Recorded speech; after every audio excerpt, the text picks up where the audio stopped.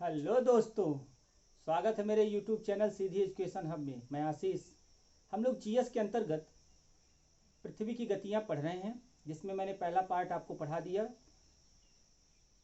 आपने उसमें जाना कि घूर्णन गति किसे कहते हैं, किसे पृथ्वी की परिक्रमण गति कहते हैं, किस प्रकार से दिन और रात होते हैं, किस प्रकार से पृथ्वी पर दिन और रात बढ़ते या घटते हैं। आइए उसके आगे हम लोग जानते हैं कि और कौन कौन सी स्थितियां हैं।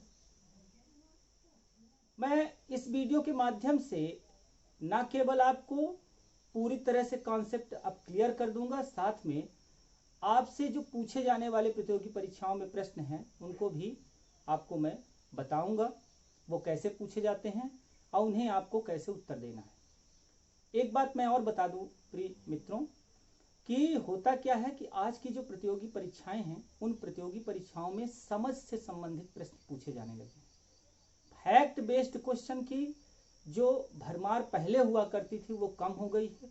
आज कॉन्सेप्ट बेस्ड क्वेश्चन पूछे जाते हैं, इसलिए किसी टॉपिक को आप अच्छे से समझिए और जब आप समझ जाएंगे तो अपने आप उस टॉपिक के प्रश्नों को आप हल कर लेंगे। चलिए शुरू करते हैं।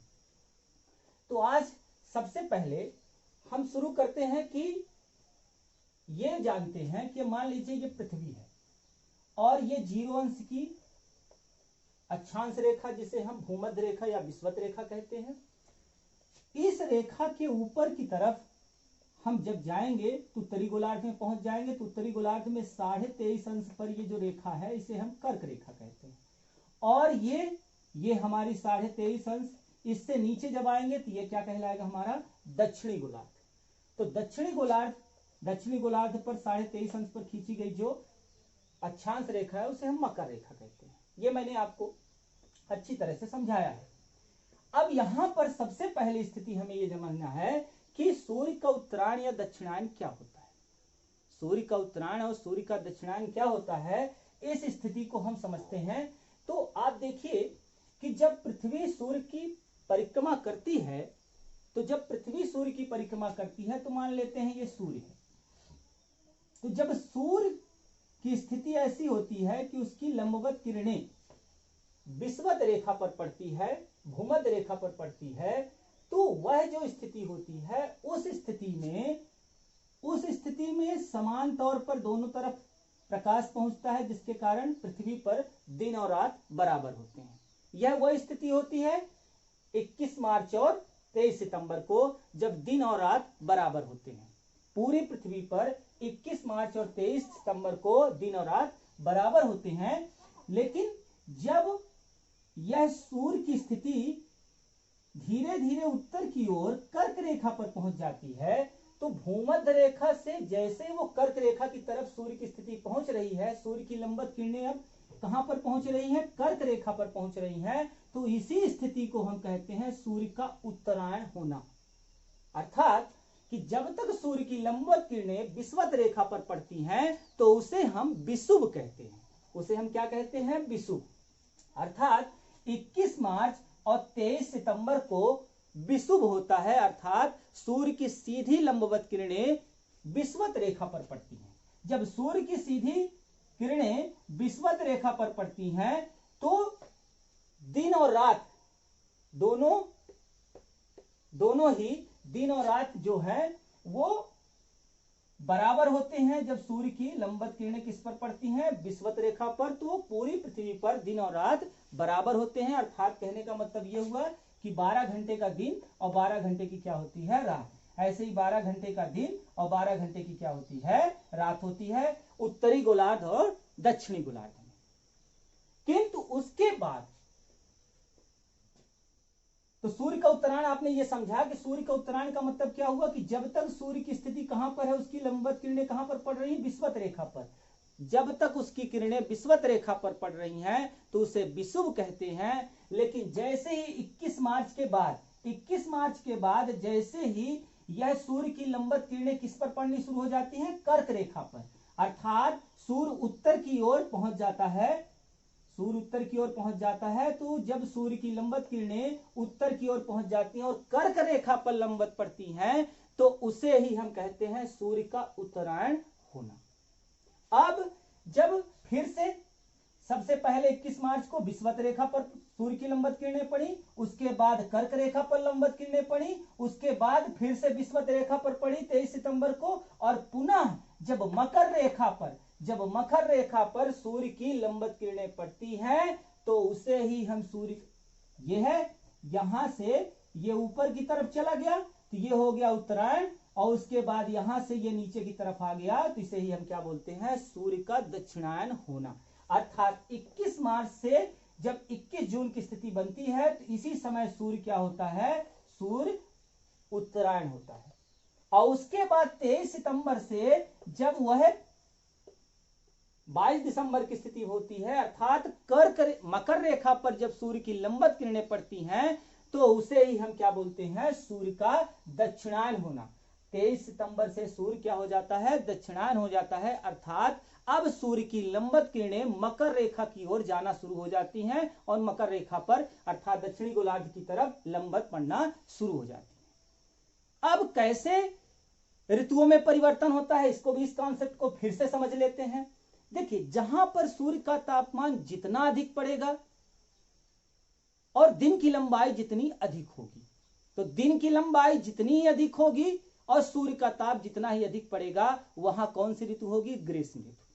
और जहां पर सूर्य का प्रकाश कम पहुंचेगा, दिन छोटा होगा, वहां पर शीत ऋतु होगी। यहां पर स्थिति को समझते हैं। यहां पर कर्क रेखा पर सूर्य की लंबवत किरणें पड़ रही हैं और ये अगर विषुवत रेखा है तो विषुवत रेखा के ऊपर वाला उत्तरी गोलार्ध और विषुवत रेखा के नीचे वाला दक्षिणी गोलार्ध है। अर्थात कहने का मतलब यह हुआ कि इसके ऊपर वाले हिस्से में आप देखिए, इसके ऊपर वाले हिस्से में पर्याप्त सूर्य का प्रकाश पड़ रहा है और यहां दिन की लंबाई आप देख सकते हैं क्या है, अधिक है, बड़ी है। यहां और देखिए आप, दिन की लंबाई क्या दिख रही है आपको, अधिक दिख रही है, और रात की लंबाई क्या दिख रही है, छोटी दिख रही है। अर्थात अधिक समय तक सूर्य का तापमान पृथ्वी पर पहुंच रहा है इस गोलार्ध में, उत्तरी गोलार्ध में। तो अगर उत्तरी गोलार्ध में सूर्य की ज्यादा समय तक प्रकाश पहुंचा और दिन की लंबाई अधिक है, अर्थात यहां पर कौन सी ऋतु होगी, ग्रीष्म ऋतु होगी। वहीं इसके विपरीत आप दक्षिणी गोलार्ध में आ जाइए। दक्षिणी गोलार्ध में जो सूर्य की किरणें हैं वो कैसी पड़ रही हैं, तिरछी पड़ रही हैं। जब सूर्य की किरणें तिरछी पड़ रही हैं, इसका मतलब यह हुआ कि यहां पर प्रकाश तापमान कम होगा, और जब तापमान कम होगा रातें लंबी होंगी और दिन क्या होंगे, छोटे होंगे। अर्थात यहां पर कौन सी ऋतु होगी, शीत ऋतु। यहां पर कौन सी ऋतु होगी, शीत ऋतु होगी। अर्थात जब हमारे देश की स्थिति में हम समझें कि हमारे देश में जब ग्रीष्म ऋतु होगी तो दक्षिणी गोलार्ध में कोई भी जो देश होगा, जैसे न्यूजीलैंड है, कोई भी देश होगा, उस देश में उस समय क्या पड़ रही होगी, ठंडी पड़ रही होगी। क्यों पड़ रही है, क्योंकि सूर्य की लंबवत किरणें उत्तरी गोलार्ध में पड़ रही हैं। उत्तरी गोलार्ध में दिन बड़े होंगे और दक्षिणी गोलार्ध में रातें बड़ी होंगी, दिन छोटे होंगे। उसी प्रकार से यहां पर आप देखिए, जब मकर रेखा पर सूर्य की लंबवत किरणें पड़ती हैं, तो जब मकर रेखा पर सूर्य की लंबवत किरणें पड़ेंगी तो दक्षिणी गोलार्ध में दिन क्या होंगे, आप देखिए इनकी लंबाई क्या है, अधिक, और ये है रात की लंबाई, तो देखिए क्या है, छोटी। ये प्रकाश वृत्त है, मैंने आपको कल बताया था इसके पिछले वाले वीडियो में कि ये प्रकाश वृत्त है जो दिन और रात को क्या करता है, विभाजित करता है। तो ये प्रकाश वृत्त से आप समझिए कि ये जो है, ये है आपका क्या, ये आपकी दिन की स्थिति है। दिन आपको लंबा दिख रहा है और रात आपको क्या दिख रही है, छोटी। और जैसे ही आप विषुवत रेखा से ऊपर जाएंगे, जैसे ही आप उत्तरी गोलार्ध में चले जाएंगे, तो आप देखिए दिन छोटा होने लगा और रातें क्या होने लगी आपकी, लंबी। ये देखिए दिन छोटा और रातें क्या होने लगी आपकी, लंबी होने लगी। अर्थात कि यहां पर मकर रेखा पर सूर्य की लंबवत किरणें पड़ रही हैं या दक्षिणी गोलार्ध पर लंबवत किरणें पहुंच रही हैं, तो दक्षिणी गोलार्ध में दिन बड़े होंगे और उत्तरी गोलार्ध में दिन क्या होंगे, छोटे होंगे। यहां पर सूर्य का तापमान ज्यादा पहुंच रहा है, दिन लंबे हो रहे हैं, तो यहां पर कौन सी ऋतु होगी, ग्रीष्म ऋतु। कहने का अर्थ यह है कि 22 दिसंबर के समय हमारे देश में कड़ाके की ठंड होती है, क्योंकि भारत की स्थिति उत्तरी गोलार्ध में है। तो भारत की स्थिति उत्तरी गोलार्ध में, इसलिए भारत में क्या होती है, ठंडी की ऋतु होती है, क्योंकि दिन छोटा हो रहा है और रात क्या हो रही है, लंबी। लेकिन दक्षिणी गोलार्ध में दिन लंबे हो रहे हैं और रात क्या हो रही है, छोटी हो रही है। अर्थात कहने का मतलब यह हुआ कि दक्षिणी गोलार्ध में ग्रीष्म ऋतु होगी और वहीं उत्तरी गोलार्ध के देशों में शीत ऋतु होगी। आपके अच्छे से समझ में आ रहा है कि बस सूर्य की स्थिति को आप समझ लीजिए तो आपके पूरी बातें समझ में आ जाएंगी कि जब यहां पर ये बातों को समझिए कि जब सूर्य की लंबवत किरणें कहां पर पड़ गई विषुवत रेखा पर, तो विषुवत रेखा पर पड़ गई तो पृथ्वी पर दिन और रात दोनों ही क्या हो गए 12-12 घंटे के, अर्थात दिन और रात जब 12-12 घंटे के हो गए तो पृथ्वी पर मौसम जो होगा वो बिल्कुल समान होगा, ना ज्यादा गर्मी होगी और ना ही ज्यादा ठंडी होगी, और दिन रात भी बराबर होंगे। पृथ्वी पर दिन और रात बराबर होंगे। तो पृथ्वी पर दिन और रात बराबर कब होते हैं? 21 मार्च और 23 सितंबर को। 21 मार्च की स्थिति को हम क्या बोलते हैं? 21 मार्च की स्थिति को हम क्या बोलते हैं? बसंत विषुव। और जो 23 सितंबर की स्थिति होती है उसको हम क्या बोलते हैं? शरद विषुव। 21 मार्च को सूर्य की लंबवत किरणें विषुवत रेखा पर पड़ रही हैं, इसका मतलब ये हुआ ये बसंत विषुव है। ये मार्च के करीब आप देखते हैं कि मौसम में ज्यादा ना गर्मी रहती है ना ज्यादा ही क्या होती है, ठंडी होती है। उसी प्रकार से 23 सितंबर के करीब आप देखिएगा 23 सितंबर में आप महसूस करेंगे ना तो ज्यादा आपको गर्मी महसूस होगी और ना ही ज्यादा ठंडी महसूस होगी। तो इस तरह से ऋतुओं में परिवर्तन होता है। ऋतुओं के परिवर्तन को आपने समझा कि ऋतुओं का परिवर्तन किस प्रकार से होगा? जब विषुवत रेखा पर सूर्य की लंबवत किरणें होंगी तो मौसम क्या होगा? ना तो ज्यादा गर्म होगा ना तो ठंडा होगा। लेकिन कर्क रेखा पर होगा, जब कर्क रेखा पर सूर्य की लंबवत किरणें पड़ेंगी तो उत्तरी गोलार्ध में दिन बड़े हो जाएंगे और दक्षिणी गोलार्ध में रातें बड़ी हो जाएंगी। उत्तरी गोलार्ध में रातें छोटी हो जाएंगी और दक्षिणी गोलार्ध में रातें क्या हो जाएंगी? बड़ी हो जाएंगी। दूसरी कॉन्सेप्ट ये है कि आपको ये समझना है कि जब सूर्य की लंबवत किरणें कर्क रेखा पर पड़ेंगी तो उत्तरी गोलार्ध में आपको ग्रीष्म ऋतु मिलेगी और दक्षिणी गोलार्ध में आपको कैसी ऋतु मिलेगी? आपको शीत ऋतु मिलेगी। वहीं जब सूर्य की लंबवत किरणें मकर रेखा पर पड़ेंगी, जब सूर्य की लंबवत किरणें मकर रेखा पर पड़ेंगी तो दक्षिणी गोलार्ध में दिन बड़े होंगे, और जब दिन बड़े होंगे सूर्य का ताप ज्यादा समय तक पृथ्वी पर पहुंचेगा तो दक्षिणी गोलार्ध में ग्रीष्म ऋतु होगी। वहीं उत्तरी गोलार्ध की स्थिति देखेंगे तो यहां पर रातें लंबी होंगी और दिन क्या होंगे? छोटे होंगे। तो ये हो गया आपका कॉन्सेप्ट कि दिन और रात कैसे बड़े और छोटे होते हैं और ऋतुओं में परिवर्तन किस प्रकार से होता है। आगे एक और चीज आपको समझा दें कि आपको ये बात याद रखना है कि आयनांत और संक्रांति ये दोनों ही शब्द बिल्कुल मिलते जुलते हैं। जब सूर्य का प्रकाश कर्क रेखा पर सीधा पड़ता है, लंबवत पड़ता है, तो 21 जून की स्थिति में को ही हम क्या बोलते हैं? ग्रीष्म आयनांत बोलते हैं। और यहां पर जो संक्रांति होती है वो संक्रांति कहलाती है आपकी कर्क संक्रांति। कर्क रेखा पर सूर्य की लंबवत किरणें पड़ी तो कर्क संक्रांति, मकर रेखा पर पड़ी तो मकर संक्रांति। यह अलग बात है कि हमारे देश में मकर संक्रांति हम 14 जनवरी को मनाते हैं, नहीं, भूगोल मानता है कि मकर संक्रांति 22 दिसंबर को होती है। तो मकर संक्रांति का मतलब ये आप समझ लीजिए कि जब सूर्य की लंबवत किरणें कहां पड़ने लगती हैं? मकर रेखा पर, तो मकर संक्रांति। और जब सूर्य की लंबवत किरणें कर्क रेखा पर पड़ती हैं तो उसे हम बोलते हैं कर्क संक्रांति। एक और बात समझ लेते हैं जो कई बार परीक्षाओं में पूछा गया है कि विषुवत रेखा पर सदैव दिन रात बराबर क्यों होते हैं? तो देखिए हर स्थिति में आप समझिएगा कि ये आपका प्रकाश वृत्त है, ये आपका प्रकाश वृत्त है और ये आपकी विषुवत रेखा है। ध्यान से देखने पर आप देखिए जितनी दिन की लंबाई दिख रही है उतनी ही रात की लंबाई दिख रही है। यहां पर भी देखिए ये प्रकाश वृत्त है जो विषुवत रेखा को बांट रहा है 2 बराबर भागों में, अर्थात जितना दिन उतनी ही रात। यहां पर भी देख लीजिए ये विषुवत रेखा, जितना दिन उतनी रात, ऐसे ही जितना दिन उतनी रात। यानी हर स्थिति में विषुवत रेखा पर जितने विश्व के देश स्थित हैं वहां पर सदैव दिन और रात की जो लंबाई होगी बराबर होगी, अर्थात 12 घंटे का दिन और 12 घंटे की रात होगी। 12 घंटे का दिन और 12 घंटे की क्या होगी? रात होगी।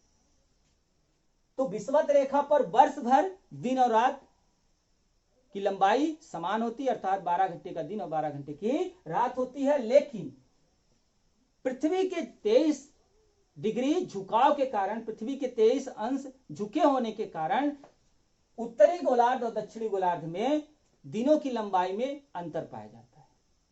जब सूर्य उत्तरायण होता है, अर्थात जब वह 21 मार्च से 21 जून की स्थिति में आता है, तो आप देखे होंगे कि 21 जून को उत्तरी गोलार्ध में सबसे बड़ा दिन पाया जाता है। अगर उत्तरी गोलार्ध में सबसे बड़ा दिन होगा तो दक्षिणी गोलार्ध में सबसे बड़ी क्या होगी? रात होगी। ये कॉन्सेप्ट है कि 21 जून को उत्तरी गोलार्ध में सबसे बड़ा दिन होगा तो दक्षिणी गोलार्ध में सबसे बड़ी रात होगी। अगर इसी को इस तरह कहें कि सबसे बड़ा दिन अगर उत्तरी गोलार्ध में होगा 21 जून को तो सबसे छोटी क्या होगी? रात होगी। ठीक है, तो ये कॉन्सेप्ट है। अगर आप चित्र को अच्छे से समझ रहे हैं, कॉन्सेप्ट को आप अपने आप समझ जाएंगे। चित्र को समझिए और आसानी से इसको करने की कोशिश करेंगे। उसके बाद जब 22 दिसंबर की स्थिति में हम आते हैं तो 22 दिसंबर में आप देखिए कि दक्षिणी गोलार्ध में 22 दिसंबर को सबसे बड़ा दिन होता है। तो अगर 22 दिसंबर को सबसे बड़ा दिन होता है तो इसका मतलब यह हुआ कि उसी समय 22 दिसंबर को ही उत्तरी गोलार्ध में सबसे बड़ी क्या होगी? सबसे लंबी रात होगी, सबसे बड़ी रात होगी। तो ये है आपका कॉन्सेप्ट। उसके बाद अब आपसे जो इससे संबंधित जो प्रश्न पूछे जाते हैं वो प्रश्न कौन कौन से होते हैं? तो पहला प्रश्न ये पूछा जाता है कि पृथ्वी का अपने अक्ष पर घूर्णन करना, घूमना, चक्कर लगाना क्या कहलाता है? तो उसे दैनिक गति, परिभ्रमण गति, घूर्णन गति कहते हैं या रोटेशन कहते हैं। उसके बाद पूछता है कि पृथ्वी पर दिन और रात पृथ्वी की किस गति के कारण होता है? तो पृथ्वी की घूर्णन गति के कारण। उसके बाद आपसे पूछा जाता है कि पृथ्वी अपने अक्ष पर किस गति से चक्कर लगा रही है? तो मैंने कल आपको बताया था 1670 किलोमीटर प्रति घंटा। उसके बाद पृथ्वी सूर्य का चक्कर किस गति से लगा रही है? तो कल मैंने आपको नहीं बताया था, वो गति है आपकी 1,07,000 किलोमीटर प्रति घंटा। पृथ्वी सूर्य का चक्कर 1,07,000 किलोमीटर प्रति घंटे की चाल से लगाती है। ये फैक्ट आप अच्छे से याद कर लीजिएगा। उसके बाद मैंने आपको बताया था कि उपसौर और अपसौर, ये बहुत इंपॉर्टेंट कॉन्सेप्ट है, आपको ये याद रखना है कि उपसौर और अपसौर किसे कहते हैं। तो उपसौर और अपसौर क्या है कि जब दीर्घ वृत्ताकार पथ पर पृथ्वी सूर्य का चक्कर लगाती है तो कभी वो सबसे नजदीक पहुंच जाती है सूर्य के और कभी सूर्य से सबसे दूर स्थिति में पहुंच जाती है। तो जब सूर्य के सबसे नजदीक स्थिति में पहुंचती है तो उसे ही हम क्या बोलते हैं? उपसौर। ये स्थिति 3 जनवरी को होती है। और अपसौर की स्थिति जब सूर्य से सबसे दूरी पर पृथ्वी होती है तो उसे हम क्या बोलते हैं? अपसौर। और ये घटना कब होती है? 4 जुलाई को। फैक्ट आसानी से आपको याद हो जाएंगे। जब कॉन्सेप्ट आपको क्लियर होगा तो फैक्ट याद होने में समय नहीं लगता है। मित्रों, कॉन्सेप्ट को पकड़िए, आपसे बिल्कुल आपकी परीक्षाएं दूर नहीं है। पहले सीखिए फिर जीतिए। बहुत आसान है, कॉन्सेप्ट को पकड़ लीजिए तो किसी भी परीक्षा में पूछेगा किसी भी प्रश्न को आप बहुत ही आसानी से हल कर लेंगे। तो ये कहता रहा है कि 21 मार्च को आपने समझ लिया कि 21 मार्च को पृथ्वी पर दिन और रात बराबर होते हैं और सूर्य की लंबवत किरणें किस पर पड़ती है? विषुवत रेखा पर। विषुवत रेखा पर पड़ने के कारण ही इसे हम क्या बोलते हैं? बसंत विषुव। 21 मार्च को बसंत विषुव कहते हैं। उसी प्रकार से 23 सितंबर को भी सूर्य की लंबवत किरणें विषुवत रेखा पर पड़ती हैं, इसीलिए दिन रात बराबर होते हैं पृथ्वी पर दोनों ही गोलार्धों में, और इसे हम क्या बोलते हैं? शरद विषुव। ग्रीष्म अयनांत कब होता है? 21 जून को। और शीत अयनांत कब होता है? 22 दिसंबर। ठीक है, इसके अलावा और कोई प्रश्न? हाँ, एक प्रश्न ये है कि आपसे पूछा जाता है कि जो उत्तरी गोलार्ध है और दक्षिणी गोलार्ध है, उत्तरी गोलार्ध और दक्षिणी गोलार्ध में 6-6 महीने के दिन और रात क्यों होते हैं? तो थोड़ा इसको भी समझ लेते हैं कि अगर यहां पर आपका नॉर्थ पोल है और यहां पर आपका साउथ पोल है, यानी उत्तरी गोलार्ध और दक्षिणी गोलार्ध। यहां पर भी आप देखिए ये उत्तरी गोलार्ध है और ये दक्षिणी गोलार्ध है। यहां पर भी मान लेते हैं ये उत्तरी गोलार्ध है, ये दक्षिणी गोलार्ध है, और यहां पर भी मान लेते हैं ये उत्तरी गोलार्ध है और ये दक्षिणी गोलार्ध है। अब आप अच्छे से ध्यान से समझिएगा, यहां पर आप देख रहे हैं सूर्य का प्रकाश यहां पर पड़ रहा है, जिसके कारण आप देखिए दक्षिणी गोलार्ध में दिन आपको दिख रहा है और उत्तरी गोलार्ध में आपको क्या दिख रहा है? रात। यहां आ जाते हैं, यहां से स्थिति बदल गई, यहां से स्थिति ये बदल गई कि यहां पर आप देखिए अब उत्तरी गोलार्ध में, उत्तरी गोलार्ध यानी उत्तरी गोलार्ध में सूर्य की किरणें पहुंच रही हैं, अर्थात यहां पर क्या दिख रहा है आपको? दिन। क्या दिख रहा है? दिन। उसी प्रकार से जब यहां पर आप देखेंगे तो यहां पर भी आपको क्या दिख रहा है, उत्तरी गोलार्ध में दिन दिख रहा है। तो यहां भी दिख रहा है और यहां भी दिख रहा है, ठीक है, यहां दिख रहा है और यहां दिख रहा है। उसके बाद यहां पर आप आ जाइए तो यहां पर फिर से यहां पर अंधेरा आपको दिख रहा है। ये उत्तरी गोलार्ध में अंधेरा दिख रहा है और दक्षिणी गोलार्ध में आपको क्या दिख रहा है, उजाला। उसके बाद यहां पर आप देखिए उत्तरी गोलार्ध में आपको क्या दिख रहा है, अंधेरा। तो यहां दो स्थितियों में आप देखिए अंधेरा दिख रहा है और यहां दो स्थितियों में आपको क्या दिख रहा है, उजाला। अर्थात कि 6 महीने यहां से यहां पहुंचने में 6 महीने और यहां से यहां पहुंचने में 6 महीने। तो 6 महीने उत्तरी गोलार्ध में सूर्य की किरणें पहुंचती हैं, जिसके कारण वहां दिन होता है, और 6 महीने दक्षिणी गोलार्ध में सूर्य की किरणें पहुंचती हैं, इसलिए 6 महीने दक्षिणी गोलार्ध में दिन होता है। उसी का उल्टा 6 महीने उत्तरी गोलार्ध में सूर्य का प्रकाश नहीं पहुंचता है। 6 महीने आप ध्यान पूर्वक देखेंगे तो 6 महीने नहीं पहुंचता है। ये यहां पर नहीं पहुंचा, यहां पर सूर्य का प्रकाश नहीं पहुंच रहा है, यहां पर सूर्य का प्रकाश नहीं पहुंच रहा है। तो जब नहीं पहुंच रहा है इसका मतलब यह हुआ कि यहां पर क्या होंगे, उत्तरी गोलार्ध में रातें हैं, और दक्षिणी गोलार्ध में क्या होंगे, दक्षिणी गोलार्ध में आपको दिन दिख रहा है। लेकिन यहां पर आप देखिए उत्तरी गोलार्ध में आपको दिन दिख रहा है और यहां पर भी उत्तरी गोलार्ध में आपको क्या दिख रहा है, दिन दिख रहा है। तो 6 महीने इसलिए उत्तरी गोलार्ध में दिन और 6 महीने क्या होगी, रात। उसी प्रकार से दक्षिणी गोलार्ध में भी 6 महीने दिन और 6 महीने क्या होगी, रात होगी। आशा करता हूं कि आपको ये कॉन्सेप्ट अच्छे से तैयार हो गया होगा। और एक बात ध्यान रखिएगा, पृथ्वी की परिक्रमण गति के कारण ही पृथ्वी पर क्या होते हैं, ऋतुओं या मौसम का परिवर्तन होता है, दिन रात बढ़ते और घटते हैं। ये बहुत ही आसान है। 21 जून को उत्तरी गोलार्ध में सबसे बड़ा दिन, 22 दिसंबर को दक्षिणी गोलार्ध में सबसे बड़ा दिन, 21 मार्च और 23 सितंबर को पृथ्वी पर दिन रात बराबर होते हैं। ये आप आसानी से हर किताबों में पा जाएंगे और ये आप याद भी कर लेंगे। लेकिन कॉन्सेप्ट आप ये समझिए कि दिन और रात बढ़ना क्या होता है, मौसम या ऋतुओं में परिवर्तन किस प्रकार से होती है, किस प्रकार से पृथ्वी घूर्णन करती है, ठीक है, सूर्य के चारों ओर, और किस प्रकार से पृथ्वी सूर्य के चारों ओर परिक्रमण करती है और किस प्रकार से अपने अक्ष पर वो घूर्णन करती है।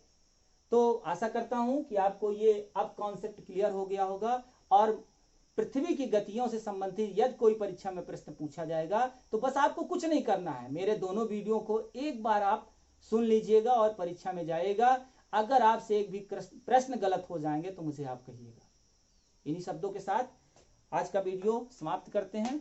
और अगर मेरा ये वीडियो आपको अच्छा लगता है तो दोस्तों को शेयर करिए, मेरे चैनल को सब्सक्राइब करिए। धन्यवाद।